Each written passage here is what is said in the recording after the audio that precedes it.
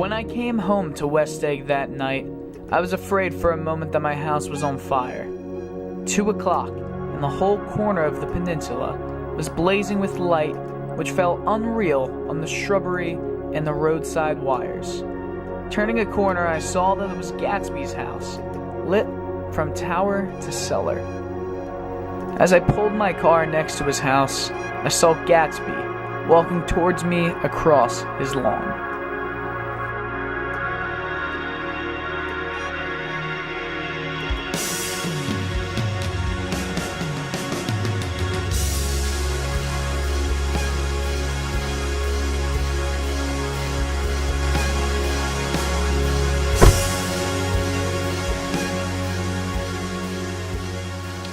Oh, hello, old sport. Wow, your house really looks like the World's Fair. Does it? I've just been peering into some of the rooms. How about we go to Coney Island in my car? No, it's far too late. I have to be going to bed. Well, we should at least go swimming in my pool. I haven't used it all summer. It really is far too late for me. Fair enough. I'll do it, Jay. I'll invite Daisy over for tea. What day suits you? What day suits you, old sport? I don't want to be an inconvenience. Day after tomorrow sound okay? Day after tomorrow. Yeah, I should probably get the grass cut. Nick, if you don't mind me asking, you don't make much money, do you? I do all right. Because I have a business opportunity that I believe you could take advantage of. I'm perfectly fine selling bonds. A favor, Jay. Just a favor. Just a favor, yeah. Good night, Jay. Good night.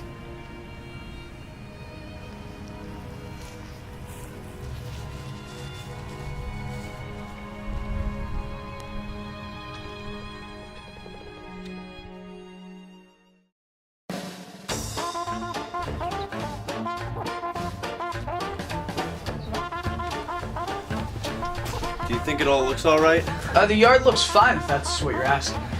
Okay, good.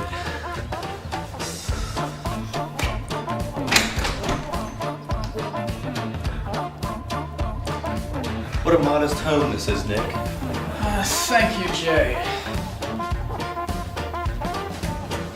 Well, just make yourself at home. Thank you, old sport.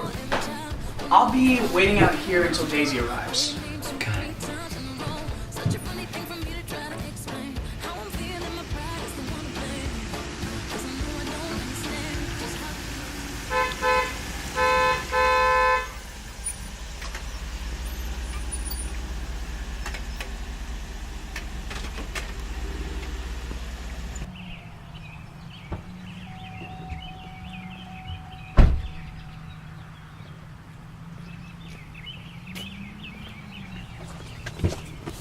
Daisy, hi!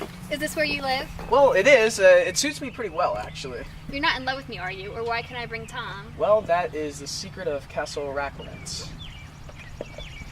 Birdie, come back in an hour.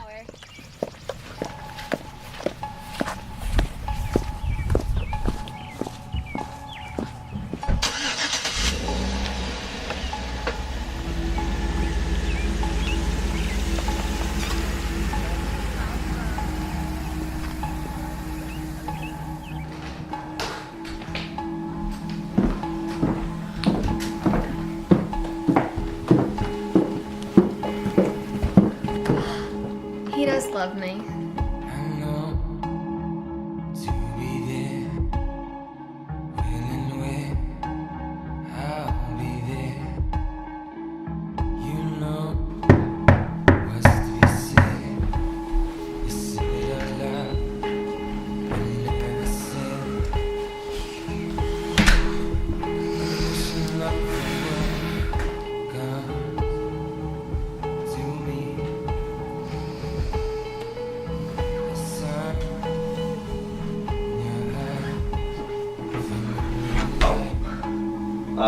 Sorry about your clock, Nick. I'll have a man fix it soon. Don't worry about it.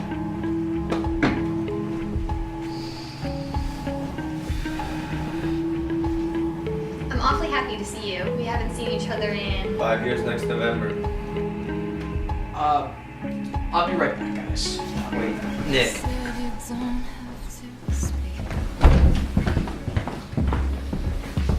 Nick, this is a terrible, terrible mistake. Trust me, both of you are embarrassing. It's not just you. Quiet, she might hear you. But you are acting like a child. Go back in there, okay? Daisy is waiting for you. I'm going to be back.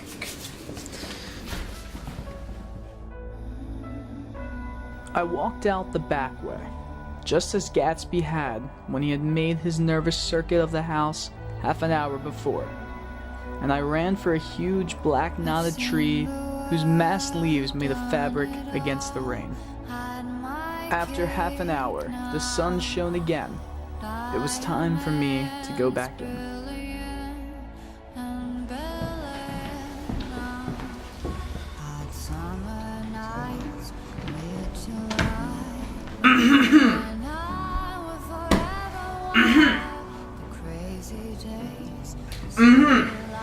Oh, hello, old sport.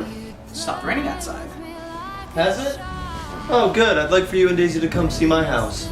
You want me to come? Of course, old sport. My house looks swell, doesn't it, old sport?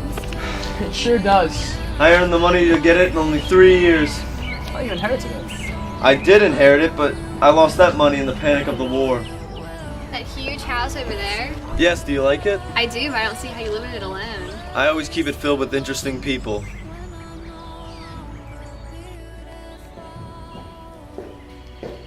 Thank you, Roger.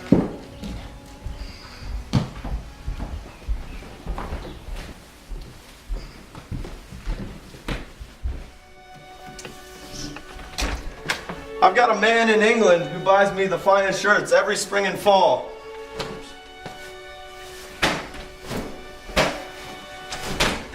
These are such beautiful shirts.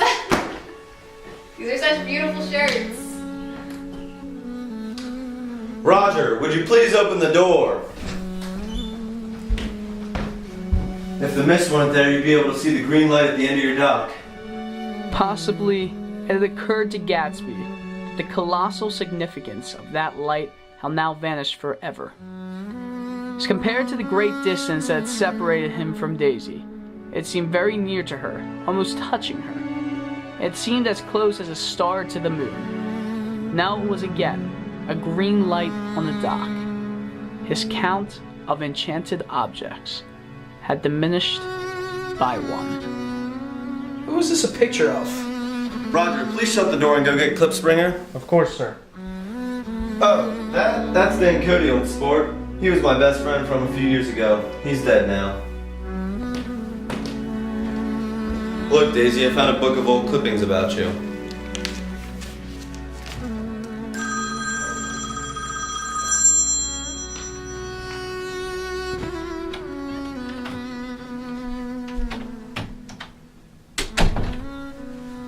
Yes. Well, I can't talk now. I can't talk now, old sport. I said a small town. He must know what a small town is. He's no use to us if Detroit is his idea of a small town. Yes, well, goodbye.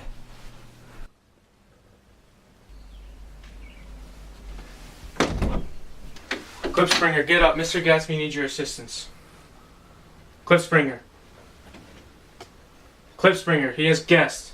He needs you to play piano. Clip Springer. Clip Springer, get up. Gatsby needs you. No! You drunk fool, get up. No! Get up.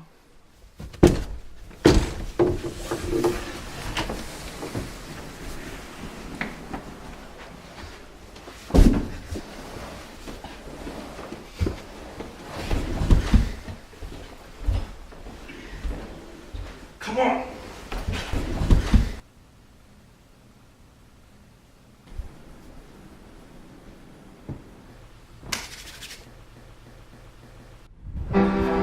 Oh, looks like Clip Springer woke up.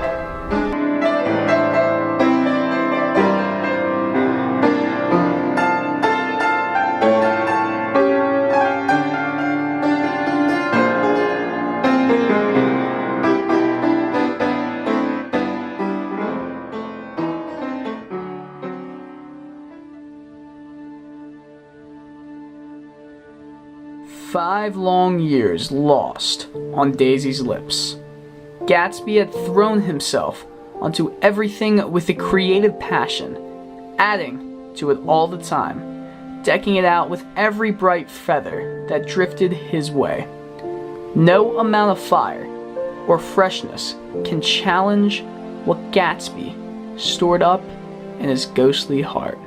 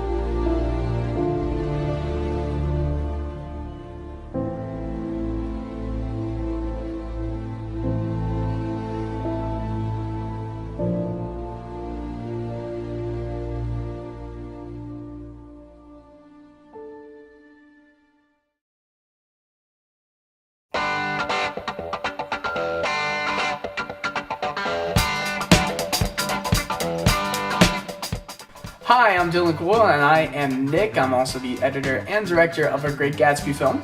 I am Rahim. I am lead actor, as in Jay Gatsby and Ferdy.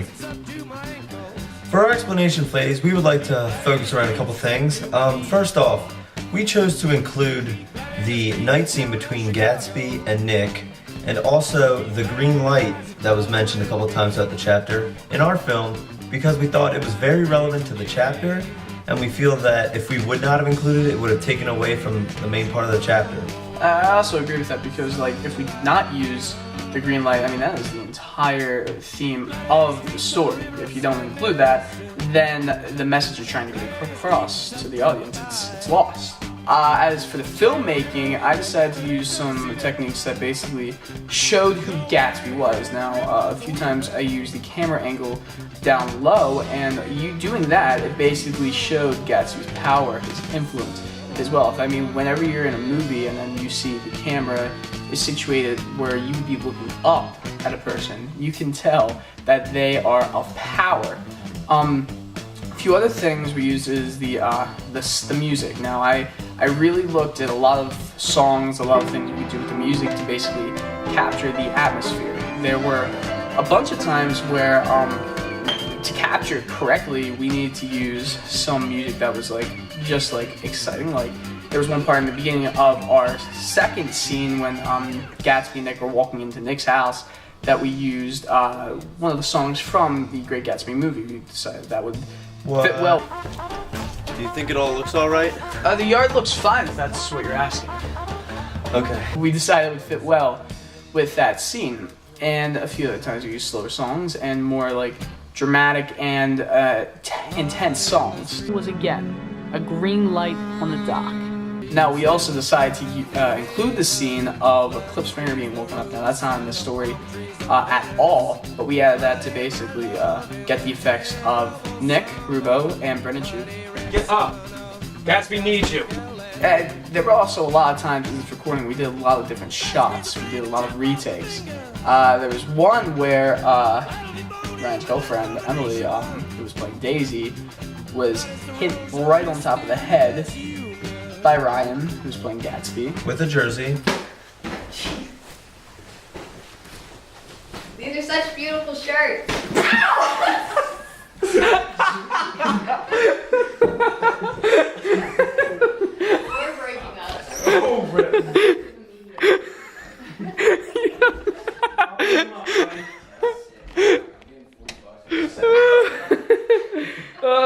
That's going into the film. That's going at the end. No, it's not. We basically decided to include jerseys in there, basically, just as a joke, kind of. The last act, the third act of the whole thing at Gatsby's house was basically supposed to be awkward and funny until the very end when Nick reflects on what the green light means to Gatsby at that point. Thank you for watching our Great Gatsby movie and the commentary at the end. I really believe that we did a really fine job on it. I hope you guys enjoyed it. Probably the most proud I've been of a video that I've been a part of today. So, Thanks for having us. Thanks for having us.